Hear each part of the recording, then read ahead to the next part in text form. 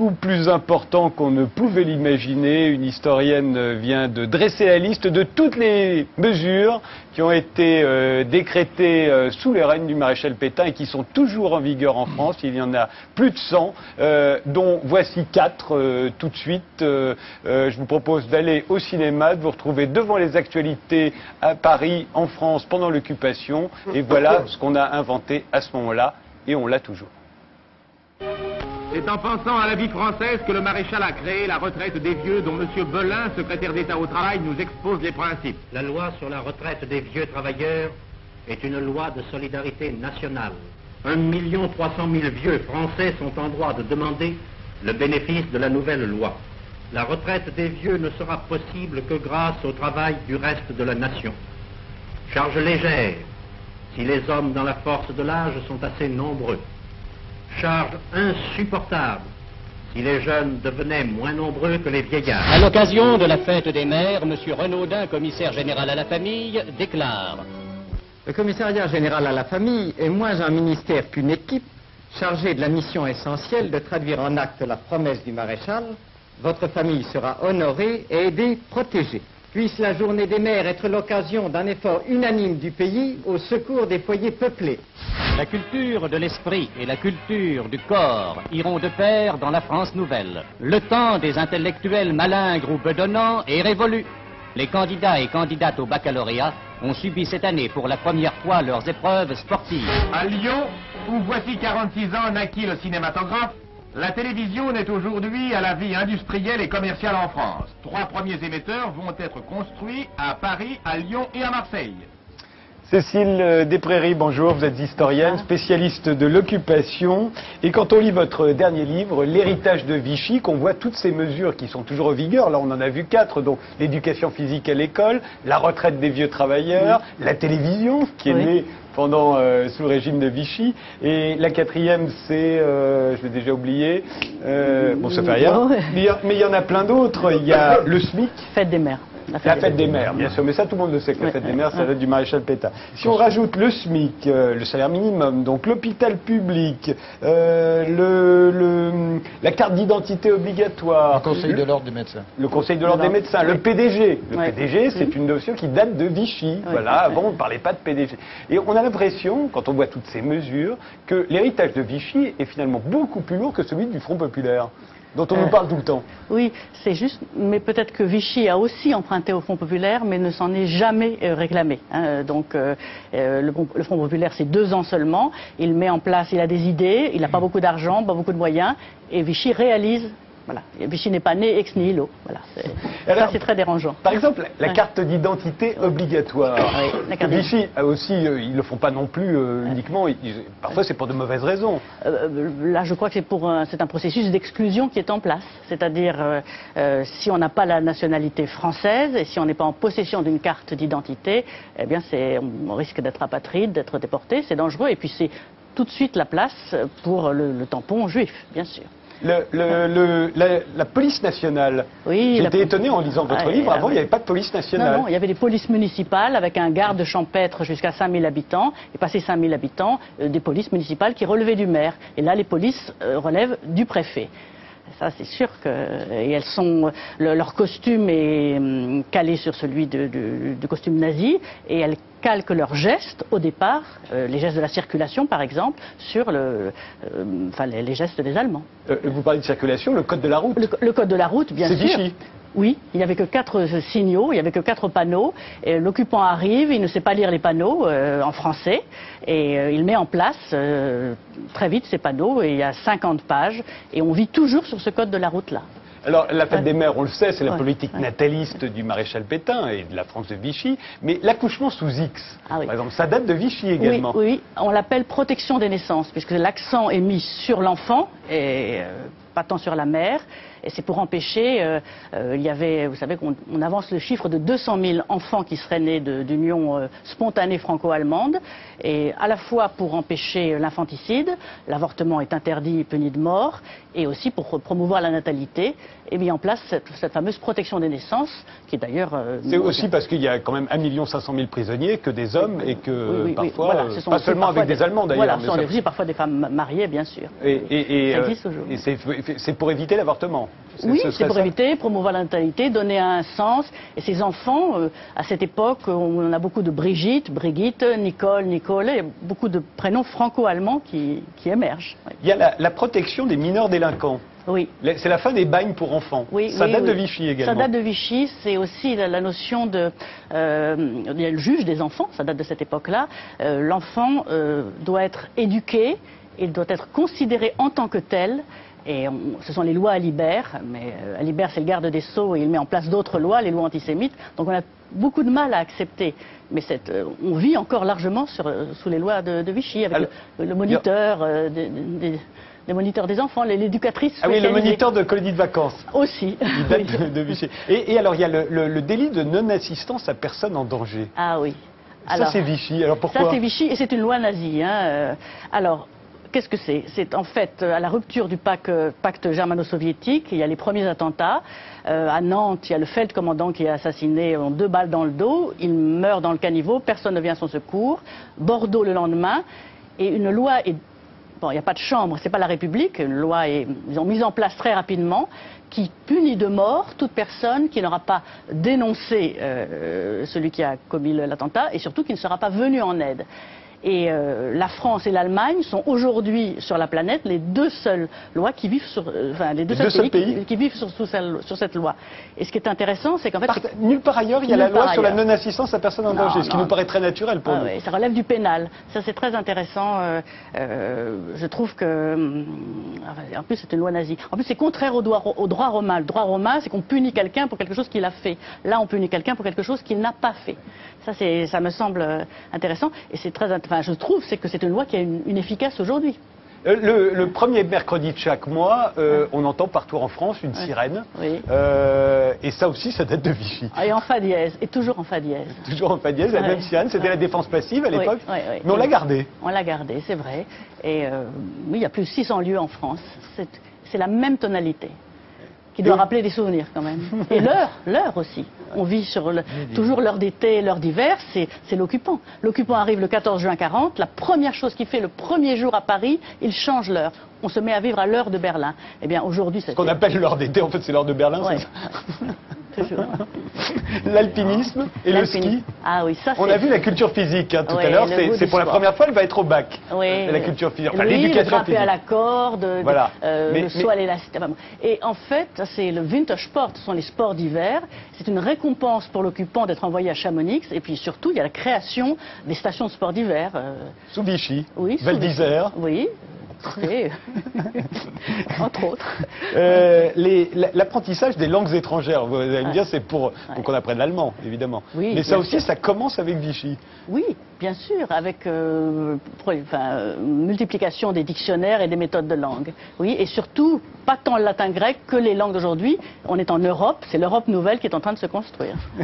Alors, qu'est-ce que j'ai retrouvé aussi? La première école de cinéma, l'IDEC. Oui, l'IDEC, la première promotion, d'ailleurs, dont va sortir Alain Resnais, en 1944. Et on a dit ce jour-là dans les journaux que le jury avait bâillé, le jury où il y avait de grands réalisateurs. Mais c'est Vichy qui crée la première école de cinéma, l'IDEC. Oui, c'est la volonté qui est devenue la FEMIS et qui n'a pas beaucoup changé de statut. Il y a l'école Louis Lumière pour les techniciens du cinéma, et puis l'école des réalisateurs, une sorte de faculté du cinéma, qui n'existait pas. Ça, et l'école du dessin animé aussi, c'est aussi Vichy. Le dessin animé français, en fait, c'est aussi le début du film en couleur, et il faut aller plus vite que les Américains. Donc, il y a Autant on emporte le vent, mais qui n'est pas sorti. Vous savez, c'est le Agfa Color, le procédé... C'est La Ville Dorée, le premier film européen, voilà. C'est un film nazi, c'est de Veit Harlan, La Ville Dorée, ça s'appelle, c'est le premier film en couleur. Les spectateurs ont nommé la ville chocolat, parce que c'était les couleurs oranges étaient très mal rendues. Oui.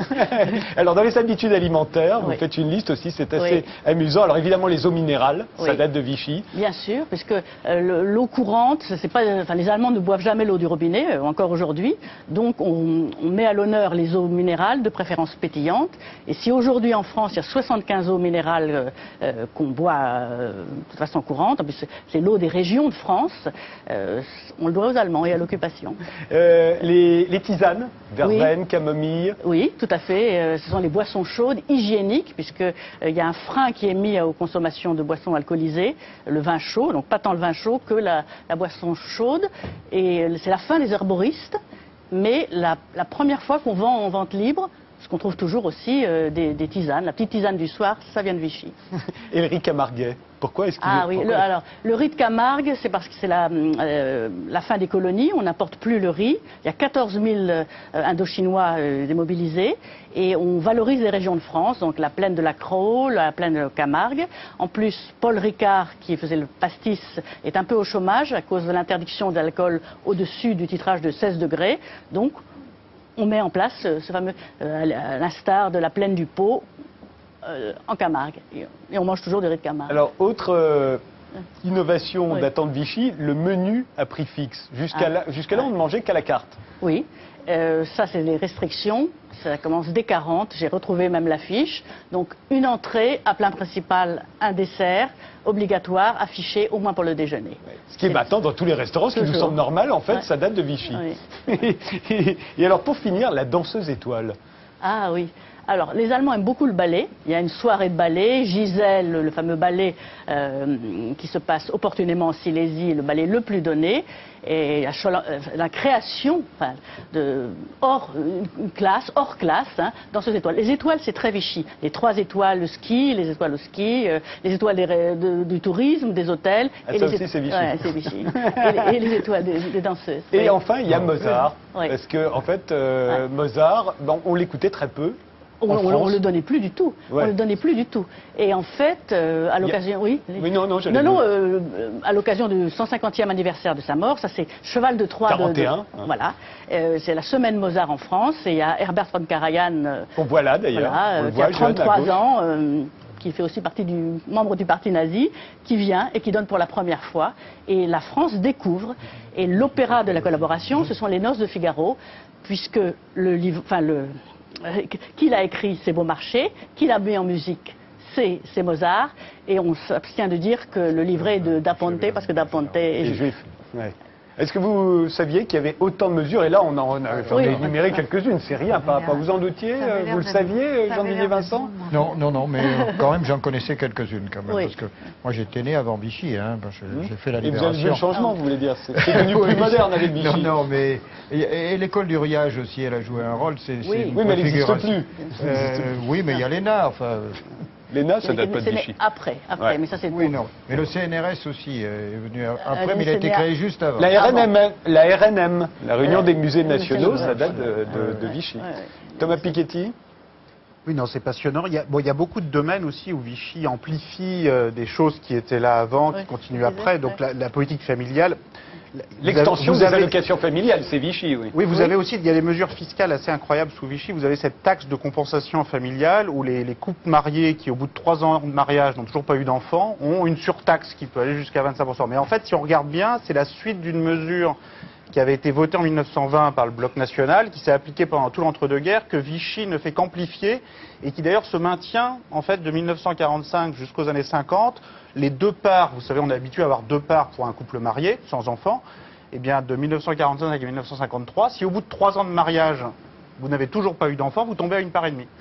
Et donc ça, c'est la suite d'une mesure qui était sous Vichy, sous la forme de taxe de compensation familiale. Donc là, c'est un On exemple. taxait les double income no kids. Voilà, C'est ça qu'on donc appelle c'est les une façon Américains. assez violente de s'attaquer au problème de la natalité, puis- donc très vichiste, mais en même temps, ce côté très vichiste n'est que l'amplification de un point un peu extrême quand même d'une politique qui était déjà là dans l'entre-deux-guerres et qui continue dans l'après-guerre encore une dizaine d'années. Il y a eu la flambée des eaux minérales, notamment l'eau de Châteldon, qui est Oui, encore la plus et chère, Laval. et qui appartenait à Mademoiselle Laval, épouse de chambre. Christine Claire? Oui, c'est ce que je trouve extraordinaire, c'est qu'on a l'impression que c'était le bon temps finalement, par rapport à la crise. Ça dépend, la Non, police oui, nationale, je code de la pensais que- route, oui, je les pensais- tisanes, je tout le monde pensais peut pas que- Non, mais enfin, tout Non, mais c'est ça, vrai, quand on vous Val attend, d'Isère, là. Val d'Isère, c'est pas obligé. les danseuses étoiles, enfin, c'était Oui. pas mal. Et alors, je croyais qu'on combattait beaucoup l'esprit de jouissance. Finalement, on le combattait pas tant que ça. C'est paradoxal. C'était- oui, c'est c'est très paradoxal, paradoxal. puisque par exemple, Donc- oui, allez-y. D'un côté, Pétain promeut la natalité, la mère de famille, et de l'autre, les femmes au travail. C'est la première fois que les femmes ont droit d'avoir un carnet de chèques. Et il y a des quotas dans les administrations. Et donc les femmes, la première femme qui célèbre un mariage, c'est paradoxal. C'est une période complexe. Mais bon vieux temps, non, je crois pas. Non, mais tout ce que vous décrivez, vous ne vous rendez pas compte de l'accumulation de choses plutôt agréables, surtout dans le temps de crise que nous vivons. On se dit, oh, c'était très protecteur. Oui, nous donner lecture de ces menus obligatoires. Oui, ça c'était les menus de l'occupation. Les rues Tabaga. Et les carottes râpées, on mange des carottes râpées pour la Madame l'a expliqué, je crois que l'État, les administrations, c'est un peu comme un grand paquebot. Il y a des choses qui ont été initiées donc, par le régime précédent, la Troisième République. Il y a un autre exemple dans l'histoire de France qui est un peu comme ça, c'est l'Empire, où on dit que c'est Napoléon qui a fait le Code civil, mais en fait c'est la monarchie, parce que c'était un travail gigantesque qui a duré 40 ans.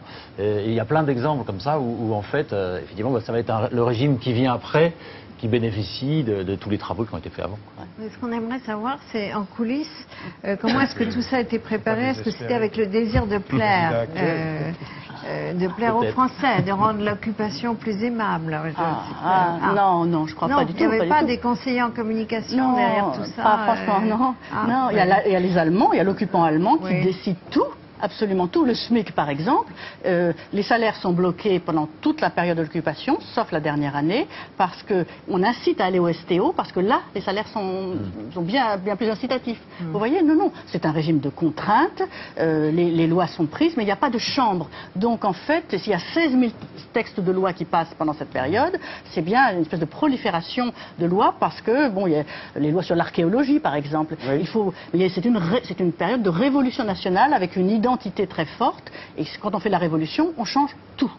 Tous les aspects de la vie. C'est la grande période des statistiques. Tout à fait, bien sûr. l'INSEE... C'est assez incroyable de voir comment, en pleine guerre, en 42, 43, 44, les services du ministère des Finances produisent plus de statistiques sur l'impôt sur le revenu qu'ils n'ont jamais produit avant, après. Parce qu'ils découvrent la mécanographie à ce moment-là, et alors ils se mettent à sortir des tableaux croisés par nombre d'enfants, par tranche de revenus. Ils ont beaucoup de temps et d'énergie pour ça. C'est assez étonnant rétrospectivement quand on regarde cette prolifération de publications en 42. Oui, mais c'est pas un hasard. C'est aussi pour classer la population et toujours, comme pour la maladie, parce qu'une obsession de l'hygiène et de la santé, beaucoup de lois d'hygiène datent de les visites médicales obligatoires pour les enfants à l'école, c'est Vichy. Au travail. Du cannabis Pas vraiment, je ne pense pas. C'était un peu les travaux forcés pour les acteurs aussi. Ils étaient obligés de travailler. C'était quoi il y avait, les Allemands avaient instauré un obligatoire pour les acteurs, c'était les STO. Oui, mais pas pour les acteurs, mais vous n'allez pas au STO. Non, il y avait, c'était Il y a eu beaucoup de collaborateurs parmi les acteurs. Ils faisaient des films, mais ils étaient obligés de travailler pour cette chaîne. Oui, moi je connaissais que la fête des mères et puis le travail famille patrie, comme quoi ça laisse assez perplexe, quoi. Comme quoi rien ne se perd. Et ça me fait penser à un chercheur qui s'appelle Aby Warburg, qu'un documentariste m'a présenté il n'y a pas longtemps, un type qui est mort il y a longtemps, mais un historien de l'art, et qui traque les signes qui perdurent entre l'art païen et l'art religieux de la Renaissance, et où il y a toujours une trace, en fait, qui perdure d'une barbarie ou d'une autre croyance, et qui menace de ressurgir sans cesse. Je pense que c'est ça. Il me semble qu'il faut rester éveillé aux signes. Vous voulez dire qu'il y a plein de traces du paganisme qui reste dans la religion chrétienne, qui voyage à travers les œuvres d'art et pof, qui menace de se répandre à nouveau à travers l'humanité, quoi. C'est assez troublant. Didier Denis Robert? Non, c'est tout. J'ai posé ma question du cannabis, c'est bon. On posait la question d'ailleurs, c'était est-ce qu'on vit encore sous le régime de Vichy d'une certaine manière? Oui, mais on ne le sait pas. C'est ça, oui. C'est-à-dire que non, bien sûr que non, on est bien d'accord. Mais je crois que, j'ai essayé dans les différents domaines de montrer à quel point on n'avait pas pris conscience de cet héritage-là. Faute peut-être d'une absence de travail sur nous, sur notre histoire. Mais bien sûr, l'égalité républicaine a été rétablie. Mais Vichy nous influence beaucoup plus que nous ne le savons nous-mêmes. Est-ce que ce qu'il en reste finalement et qui ressurgit constamment, c'est pas justement l'idée de l'esprit de jouissance? Par exemple, la France va pas bien parce que les citoyens donc de condamner l'esprit de jouissance. Oui, voilà. Si la France ne va pas bien, c'est parce que il y a eu trop de laisser-aller, on a trop profité de la vie, etc. Ça ressurgit constamment. Et en ce moment, ça surgit un peu. Faut un peu nous punir punir, il faut nous mettre au régime sec, etc. parce qu'on a trop dépensé, trop bien vécu. Je ne suis pas tout à fait d'accord avec vous, non. Je pense qu'il y a une rhétorique de Vichy très particulière et quelquefois tel ou tel homme politique, sans le savoir, ou je ne sais pas, c'est sa plume, reprend une thématique de Vichy, récemment sur le redressement moral et intellectuel du pays. Tout le monde tique, parce que ça nous rappelle des choses. Mais le code de la route, non. Non. On tique pas. Non. Merci Cécile Desprairies.